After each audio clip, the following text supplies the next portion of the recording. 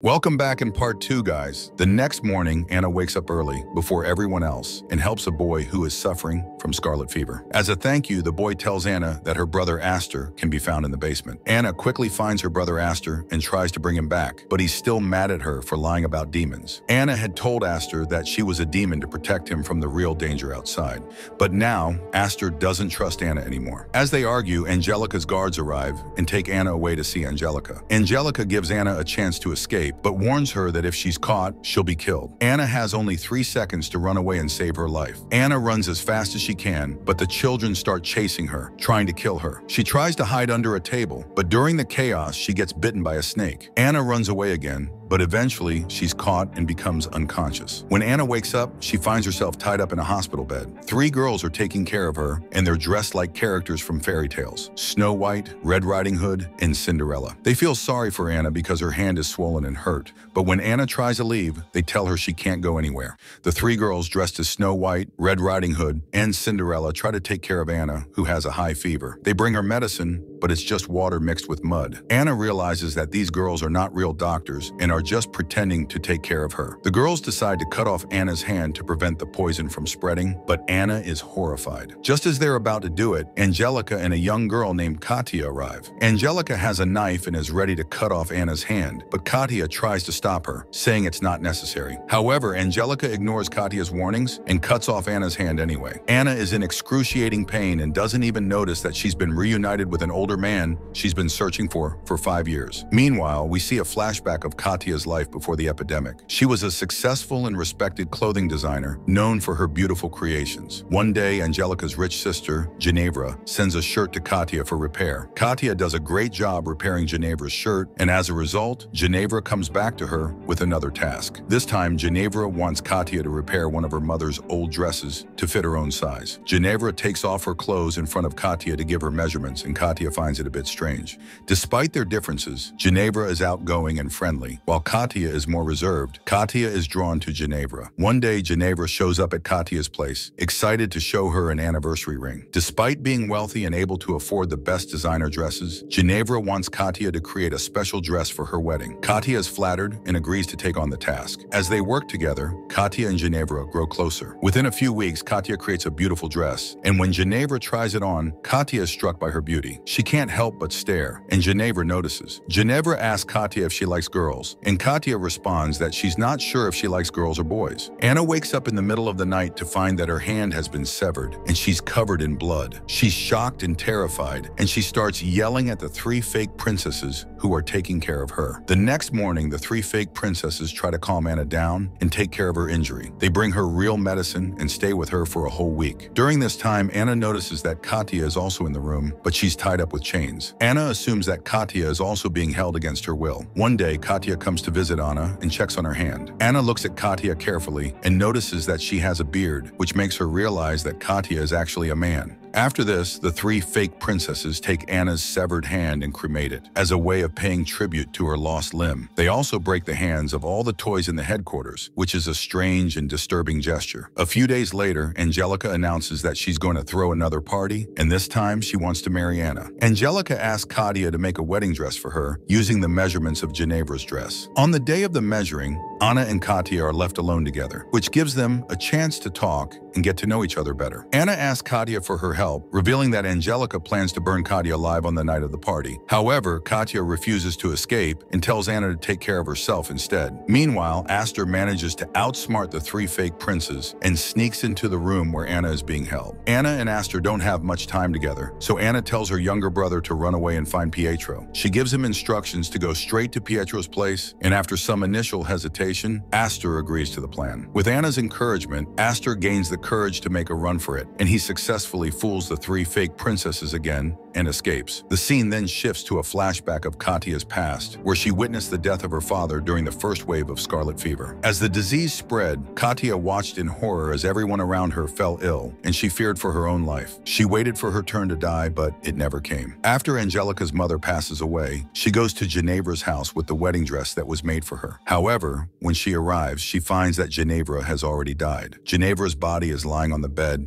and it's starting to decompose. This is where Angelica and Katia first meet. The scene then jumps back to the present, where Katia is bathing Angelica. During the bath, they discover that Angelica has contracted scarlet fever, a deadly illness. The doctor tells them that Angelica will likely die in a few days. When Katia asks Angelica if she really wants to be burned after she dies, Angelica says yes. This leads to a fight between the two, and they both end up on the ground. Angelica is consumed by the thought of killing herself to spare Katia the pain of watching her die. She's also worried about leaving Katia alone after she's gone. Angelica becomes overwhelmed with emotion, but Katia manages to calm her down. Later that night, Anna asks Katia why she hasn't contracted scarlet fever. Katia reveals that she has a rare condition that allows her to give birth to both boys and girls. As Katia stands in front of the mirror, naked, the episode comes to a close. In this episode of Anna, the scene opens with Angelica hosting a party, and Anna is dressed in a stunning wedding gown created by Ginevra before the pandemic. Meanwhile, Angelica is attempting to conceal the scars on her body caused by scarlet fever by covering herself in blue paint. However, it's clear that she's struggling to survive. In another room, Katia is busy styling her beard for the party. Once ready, Angelica visits Katia's room, only to find her submerged in a bathtub filled with blood. Anna then enters the room, holding a real heart in her hand, suggesting that she has murdered Katia and removed her heart. Enraged, Angelica attempts to attack Anna, but Katia suddenly emerges from behind and strangles Angelica. It's revealed that Katia's death was just an act, designed to lure Angelica into a trap. The two women then drown Angelica in water. After the deed is done, they take Angelica's lifeless body outside and display it to the children. Katia then takes on the responsibility of caring for the blue-painted children. As the episode continues, Anna sets out to find her younger brother, instructing him to meet her at Pietro's place. She hopes he'll arrive safely. Meanwhile, Astor awakens in an unfamiliar part of the city, disoriented and lost. He spends the day searching for Pietro, but to no avail. Anna, on the other hand, successfully reaches Pietro's location, swimming to the other side to meet him. However, she's met with a shocking sight. Pietro has also contracted scarlet fever. The two share an emotional reunion, freezing for a moment before embracing each other. Anna breaks down in tears, revealing her brother's disappearance and her desire to be with him. Despite his illness, Pietro wants to help Anna and doesn't want to spend his final days alone. Together, they decide to search for Anna's brother, starting at her old house, which is now overrun with dogs feasting on her mother's remains. Anna chases the dogs away, and they begin their search throughout the city. As they journey on, Pietro's condition worsens, and he starts coughing severely, forcing them to stop. It becomes clear that he can't continue helping Anna due to his poor health. Anna suggests they return home, but Pietro insists on going to the volcano for an unspecified task. Despite his frail state, Pietro wants to go alone, but Anna is determined to accompany him, refusing to let him face the journey by himself. The story takes a dark turn as it flashes back to the beginning of the epidemic. Pietro, a young boy, lives with his mother in a house owned by Saverio.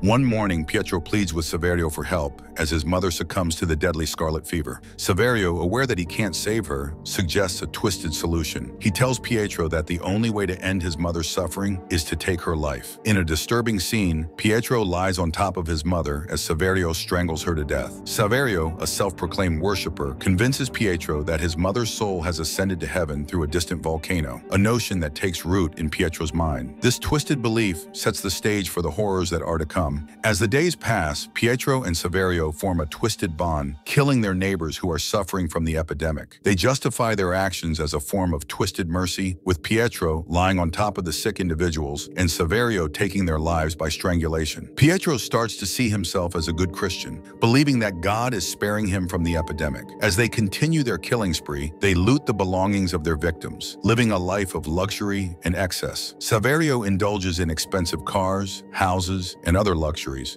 reveling in the fact that these are the best days of his life. As the story continues, Pietro notices a red spot on his back and informs Saverio, who initially dismisses his concerns. However, as Saverio's symptoms worsen, Saverio becomes increasingly fearful and decides to distance himself from Pietro. He abandons Pietro in a remote part of the city, leaving him to fend for himself. In a twist of fate, Pietro encounters Saverio again, this time in his car, where he is struggling with the symptoms of scarlet fever. Recalling the twisted lesson he learned from Saverio, Pietro decides to end Saverio's suffering by strangling him. The story then jumps back to the present, where Pietro and Anna are on their journey to the volcano. They spend the day riding a bike, taking breaks whenever needed, and eventually settle down for the night. As they sleep together, they engage in a heartwarming conversation about the lifespan of dogs. Pietro remarks that dogs, like humans, live for around 14 years, but they are always content and happy. He wishes that humans could live with the same sense of satisfaction and joy. The scene ends with Pietro and Anna sharing a tender kiss before drifting off to sleep. Meanwhile, Astor befriends a child named Madre D, who shows him a fascinating place filled with puppets. Madre D has been living among the puppets for a long time and has created a game out of them. Astor is delighted by the puppet game and enjoys playing with Madre D. However, at night, Astor is startled by a sound and sees a puppet of his mother, which asks him if he remembers his sister. Astor claims he doesn't remember his sister, but the puppet convinces him to go find her. This prompts Astor to set out again to find Pietro. As Pietro and Anna continue their journey to the volcano, they encounter an obstacle when Pietro's bike falls due to barbed wire on the road. They are surrounded by 4 boys who refuse to let them pass, claiming that only beautiful people are allowed beyond that point. Anna and Pietro try to escape, but they are caught and Anna is locked up. However, Anna manages to escape, but is caught by the leader of the group, who tries to take control of her. Meanwhile, Pietro is subjected to a strange and disturbing treatment, as the group sticks a metal bucket on his mouth. After the scoundrels released Anna and Pietro, they continued their journey. Anna tried her best to remove the bucket from Pietro's head, but it wouldn't budge. As the sun began to set, they arrived at the volcano and decided to rest there for the night. Pietro believed that the volcano was a gateway to the afterlife, and he asked Anna if she could see the spirits of the dead rising from the volcano. Anna didn't see anything, but she didn't want to disappoint Pietro, so she lied and said she saw jellyfish-like spirits floating into the sky. As night fell, Anna and Pietro drifted off to sleep,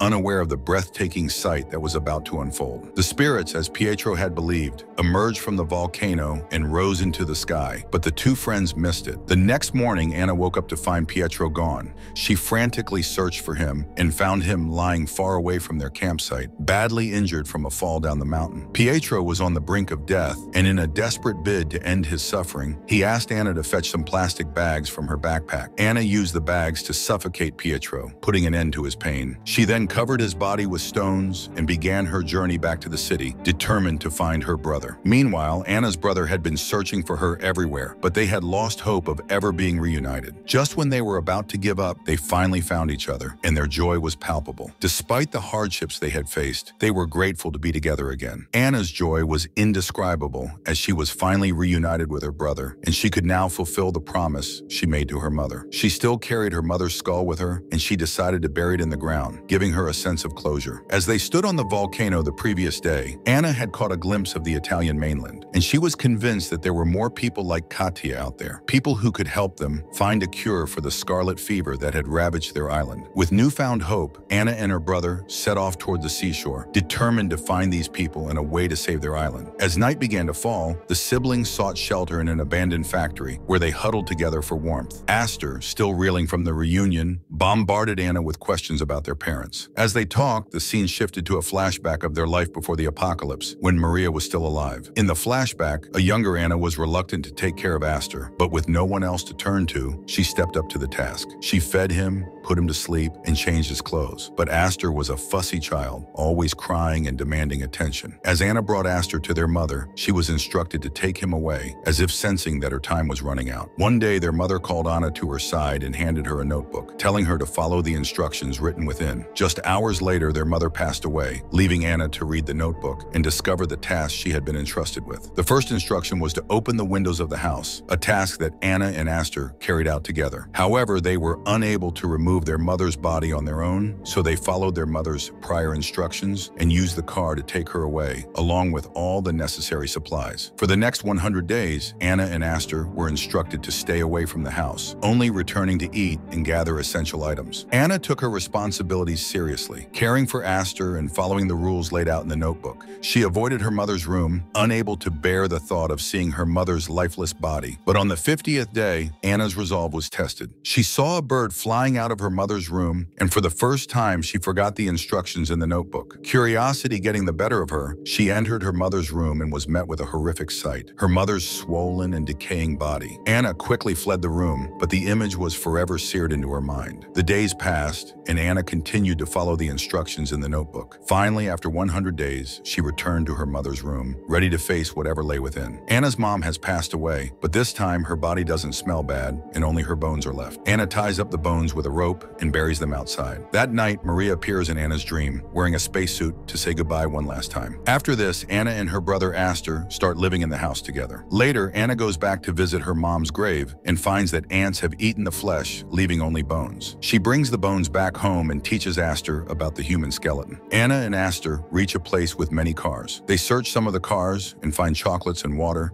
but then a man yells at them and they run away. After walking for a long time, Aster gets tired and doesn't want to go further. Anna insists they must keep moving to survive and reach the continent.